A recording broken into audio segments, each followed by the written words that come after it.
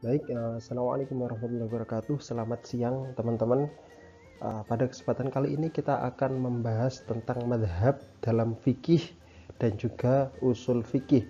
Akan tapi fokusnya pada pertemuan kali ini dalam video ini adalah fokusnya di fikihnya, bukan usul fikihnya, yaitu madhab yang qaulinya, madhab qauli. Kemarin kan kita sudah membahas tentang apa itu madhab. Madhab ada dua, qauli dan manhaji. Qauli ini kemudian yang akan menjadi perbedaan madhab fikih, kemudian manhaji ini yang akan kemudian menjadi perbedaan usul fikih. Kita fokus pada qaulinya terlebih dahulu.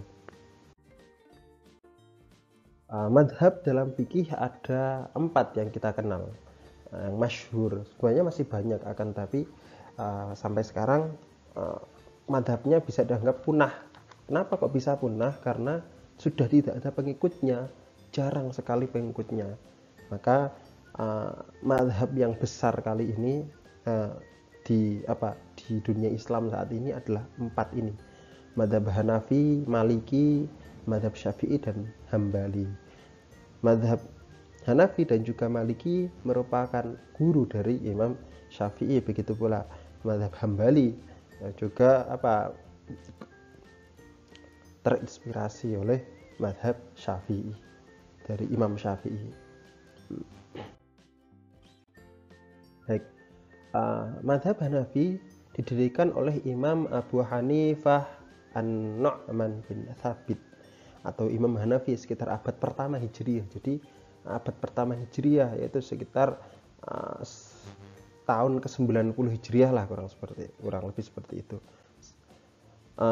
Di Irak, madhab ini dikenal dengan ahlur ra'i atau logika. Jadi madhab Hanafi ini lebih condong pada ahlur ra'i, yaitu lebih luas, karena banyak hadis yang tidak sampai ke Irak, sehingga kebanyakan menggunakan akal. Jadi Irak itu sekarang daerah mana ya? Daerah sebelah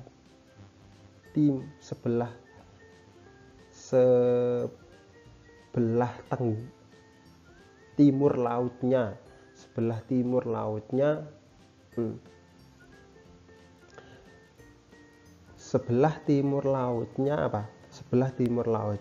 Arab Saudi.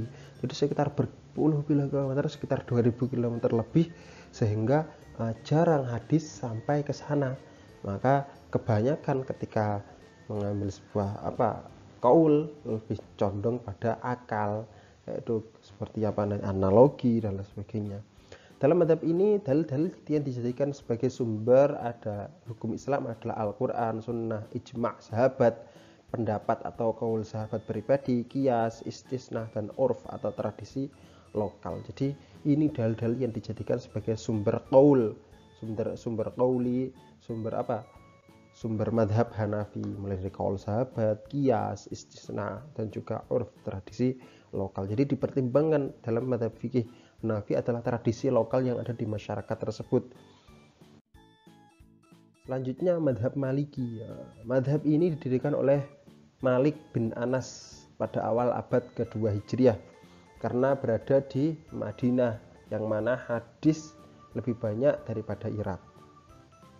Maka madhab ini dikenal dengan ahli hadis, yang cirinya adalah madhab ini mengutamakan perbuatan ahli Madinah, dan madhab ini menyebar sampai Maroko. Awalnya madhab ini didirikan di Madinah karena posisinya Madinah sebagai pusat peradaban Islam saat itu, pusat peradaban pemerintahan Islam, pusat pusat meninggalnya Kanjeng Nabi atau hidupnya Kanjeng Nabi di Madinah. Maka hadis banyak sekali, sehingga madhab Maliki lebih condong kepada hadis ketika mengambil sebuah pendapat. Dan madhab ini juga mengutamakan perbuatan ahli Madinah, karena tidak mungkin perbuatan ahli Madinah itu, atau sangat minim kemungkinan ahli Madinah itu berbeda dengan hadis yang disampaikan oleh Rasul, karena yaitu hadis kan banyak kan turunnya di Madinah. Maka perbuatan ahli Madinah itu lebih diutamakan dari ahli yang lain, seperti Makkah atau nanti Baghdad atau Irak dan lain sebagainya, karena Madinah ini sebagai pusatnya hadis itu tadi. maka perbuatan ahli Madinah pasti sesuai dengan hadis, kemungkinan kebanyakan sesuai dengan hadis. Mazhab ini menyebar sampai ke Maroko. Dalil-dalil yang dijadikan sebagai sumber hukum adalah Al-Quran, Sunnah, praktik masyarakat ahli Madinah. Jadi diutamakan bukan hanya para sahabat saja, tapi ahli Madinah, ijma' sahabat, pendapat individu sahabat, qiyas, tradisi masyarakat Madinah, maslahah mursalah, dan juga al-urf. Jadi diutamakan kebiasaan masyarakat Madinah. Kemudian madhab Syafi'i. Madhab Syafi'i dinisbatkan pada tokoh utamanya, yaitu Imam Muhammad bin Idris Asy-Syafi'i. Madhab ini berkembang di akhir abad kedua Hijriah atau sekitar abad ke berapa? Atau sekitar tahun 190 Hijriah, sekitar gitu. Karena Imam Syafi'i belajar di Imam Malik tadi, yang memiliki madhab Maliki, yang berpaham al-hadis, dan di Irak yang mengikuti ahli Ra'yi, maka Imam Syafi'i berikhtiar untuk menggabungkan keduanya. Jadi selain belajar di Imam Maliki, Imam Syafi'i juga belajar di Imam Hanafi yang tadi, sehingga Imam Syafi'i menggabungkan keduanya, mencoba untuk menggabungkan ahli Ra'yi dan juga ahli hadis. Yang menjadikan dalil-dalil sumber hukum Islam adalah Al-Quran, Sunnah, Ijma', pendapat individu sahabat, qiyas, dan istishab.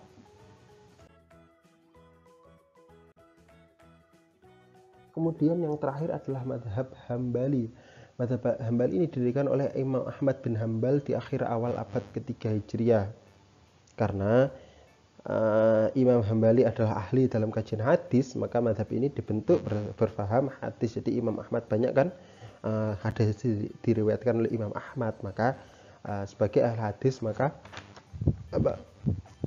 fikihnya itu lebih condong pada pemikiran ahli hadis.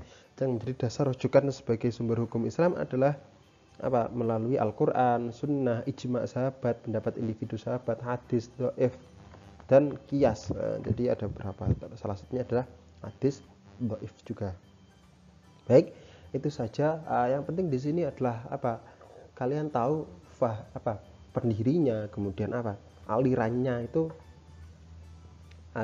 kemana sih? Kalau Imam Hanafi tadi lebih cenderung ke ra'yi atau logika, madhab-madhabnya logika. Karena hadis itu sangat jarang di sana. Kalau Maliki karena munculnya di Madinah, yang tetapi adalah pusat dari Islam, meninggalnya Kanjeng Nabi, kebanyakan hidup di Kanjeng Nabi di Madinah, maka hadis juga banyak berseliweran di sana. Maka madhab Maliki lebih condong pada hadis. Imam Syafi'i menggabungkan keduanya karena beliau adalah murid dari Imam Hanafi dan juga Imam Maliki, yang keduanya memiliki pendekatan ra'yi dan juga hadis, sehingga Imam Syafi'i mencoba menggabungkan keduanya. Biasanya madhab-madhab yang lebih condong di tengah-tengah itu biasanya yang banyak, maka kebanyakan kita juga terutama di Indonesia yang lebih terima adalah Syafi'i, karena Syafi'i menggabungkan keduanya. Kemudian Imam Hambali ini lebih ke hadis karena beliau adalah ahli hadis. Baik, itu saja. Di minggu depan mungkin kita akan belajar tentang madhab dalam hal madhaji atau madhab usul fikihnya. Itu saja dari saya, kurang lebihnya mohon maaf. Assalamualaikum warahmatullahi wabarakatuh.